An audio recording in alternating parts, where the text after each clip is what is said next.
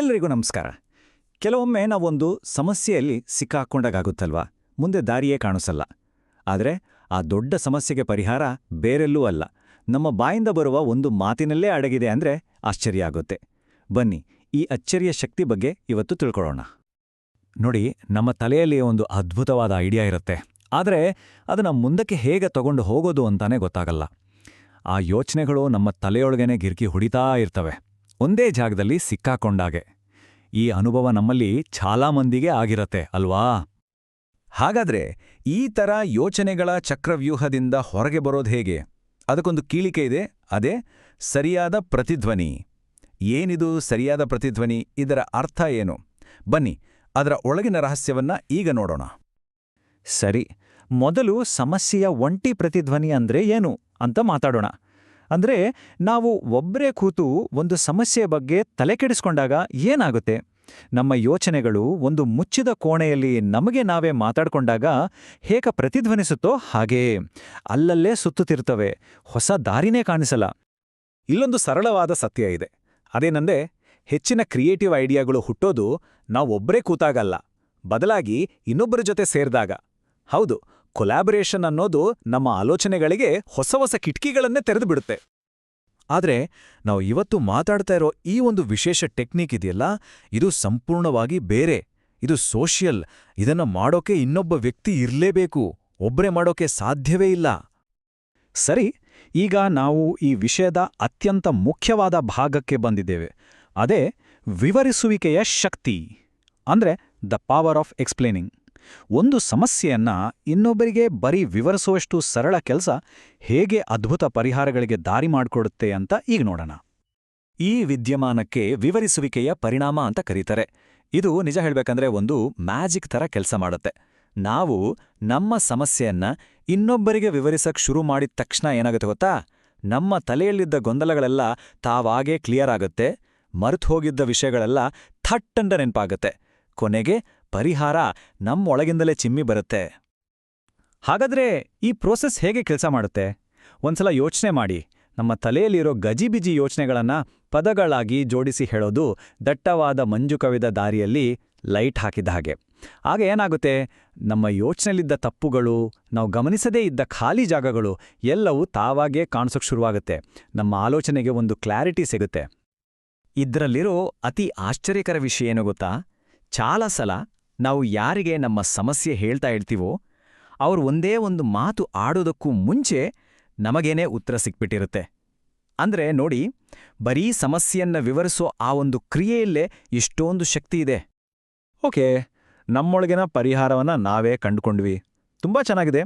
ಆದರೆ ಆ ಪರಿಹಾರವನ್ನ ಇನ್ನೂ ಬೆಟರ್ ಮಾಡೋದು ಹೇಗೆ? ಬರೀ ಚೆನ್ನಾಗಿದೆ ಅನ್ನೋ ಮಾತನ್ನ ದಾಟಿ ನಮ್ಮ ಐಡಿಯಾವನ್ನ ನಿಜವಾಗ್ಲೂ ಸ್ಟ್ರಾಂಗ್ ಮಾಡುವಂತಹ ಫೀಡ್ಬ್ಯಾಕ್ ಪಡೆಯೋದು ಹೇಗೆ? ಬನ್ನಿ, ಅದರ ಬಗ್ಗೆನೂ ನೋಡೋಣ. ಪ್ರತಿಕ್ರಿಯೆ ಕೇಳೋದ್ರಲ್ಲಿ 2 ರೀತಿ ಇದೆ. ಒಂದು ಕಡೆ ನನ್ನ ಈ ಐಡಿಯಾ ಹೇಗಿದೆ ಅಂತ ಕೇಳೋದು. ಹೀಗೆ ಕೇಳಿದ್ರೆ ಜಾಸ್ತಿ ಜನರು ಚೆನ್ನಾಗಿಲ್ಲ ಅಂತಾರೆ. ಇನ್ನೊಂದು ಕಡೆ ಈ ಐಡಿಯಾದಲ್ಲಿ ಏನ್ ತಪ್ಪಿದೆ, ಎಲ್ಲೆಲ್ಲಿ ಇಂಪ್ರೂವ್ ಮಾಡ್ಬೋದು ಅಂತ ಕೇಳೋದು. ಹೀಗೆ ಕೇಳಿದಾಗ ನಿಜವಾದ ಚಿನ್ನದಂಥ ಸಲಹೆಗಳು ಸಿಗುತ್ತೆ.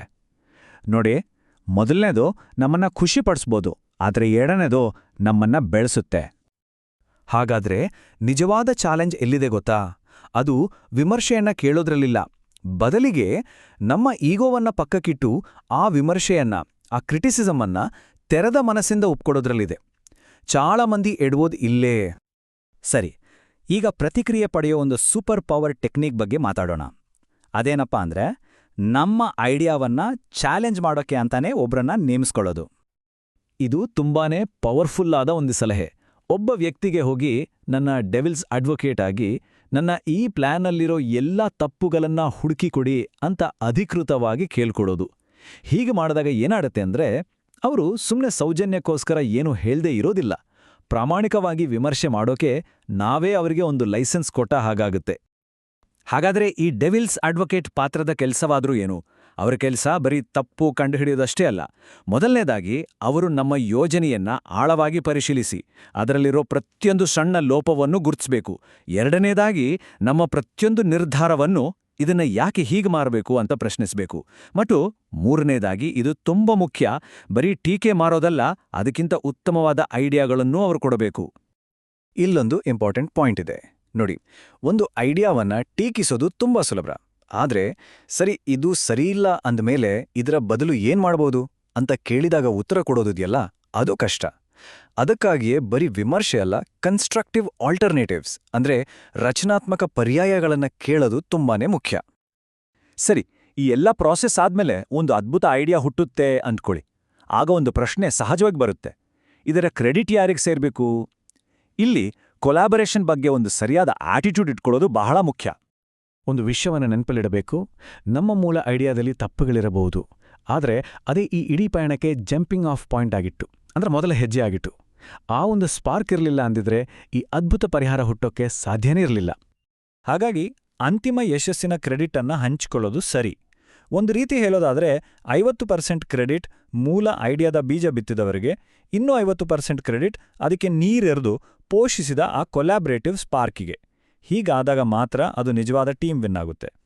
ಹಾಗಾದ್ರೆ ಈ ಇಡೀ ಪ್ರಕ್ರಿಯೆನ ಒಂದು 4 ಸ್ಟೆಪ್ನ ಆಕ್ಷನ್ ಪ್ಲಾನ್ ಆಗಿ ನೋಡ್ಬೋದು.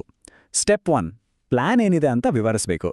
ಸ್ಟೆಪ್ 2, ತೆರೆದ ಮನಸ್ಸಿಂದ ಸಲಹೆಗಳನ್ನ ಕೇಳಬೇಕು. ಸ್ಟೆಪ್ 3, ಆಕ್ಟಿವ್ ಆಗಿ ಕ್ರಿಟಿಸಿಸಮ್ ಕೇಳಬೇಕು, ಅಂದ್ರೆ ವಿಮರ್ಶೆ ಮಾಡಲು ಕೇಳಬೇಕು. ಮತ್ತು ಸ್ಟೆಪ್ 4, ಇನ್ನೂ ಉತ್ತಮವಾದ ಪರ್ಯಾಯಗಳನ್ನ ಕೇಳಬೇಕು. ಈ 4 ಹಂತಗಳನ್ನ ಪಾಲಿಸಿದ್ರೆ ಯಾವುದೇ ಕಠಿಣ ಸಮಸ್ಯೆಗೆ ಪರಿಹಾರ ಕಂಡುಕೊಳ್ಳೋದು ಸಾಧ್ಯ. ಹಾಗಾದ್ರೆ ಈಗ ಯೋಚಿಸಬೇಕಾದ ಪ್ರಶ್ನೆ ಇದು: ನಮ್ಮೆಲ್ಲರ ಮನಸ್ಸಿನಲ್ಲಿ ಸಿಲುಕಿಕೊಂಡಿರೋ ಆ ದೊಡ್ಡ ಸಮಸ್ಯೆ ಯಾವುದು? ಬಹುಶಃ ಅದನ್ನ ಬಗೆಹರಿಸೋ ಕೀಲಿಕೈ ನಮ್ಮ ತಲೆಯೊಳಗೆ ಇಲ್ಲ, ಬದಲಾಗಿ ನಮ್ಮ ಮುಂದಿನ ಒಂದು ಸಂಭಾಷಣೆಯಲ್ಲಿದೆ ಅಲ್ವಾ? ಮಾತನಾಡುವುದರ ಮೂಲಕ ಬಹುಶಃ ಅಸಾಧ್ಯ ಅಂದುಕೊಂಡಿದ್ದಕ್ಕೂ ಪರಿಹಾರ ಕಂಡುಕೊಳ್ಬಹುದು.